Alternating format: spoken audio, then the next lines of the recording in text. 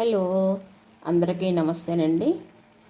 ఈరోజు రెసిపీనండి టమాటా అండ్ చిక్కుడుకాయ కూర అండి.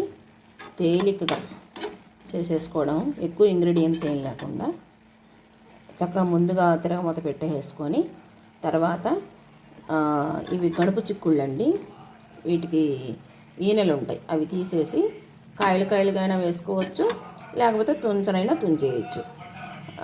తిరగమూత వేసేసి కొంచెంగా ఒక 2-3 నిమిషాలు మగ్గాక అవి ఉప్పు పసుపు తగినంత వేసేసి తర్వాత టమాటా ముక్కలు వేయచ్చు, లేకపోతే ముక్కలుగా ఇష్టం లేని వాళ్ళు ప్యూరీగా చేసేసుకొని పోసేయచ్చండి టమాటా చిక్కుడుకాయ కూరకి.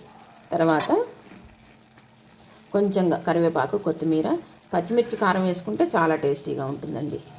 తగినంత పచ్చిమిర్చి తీసేసుకొని కూరను బట్టి గ్రైండ్ చేసేసి వేసేసుకుంటే కొత్తిమీర కరివేపాకు యాడ్ చేసేసుకుంటే సరిపోతుంది. చిక్కుడుకాయ టమాటా కూర రెడీ.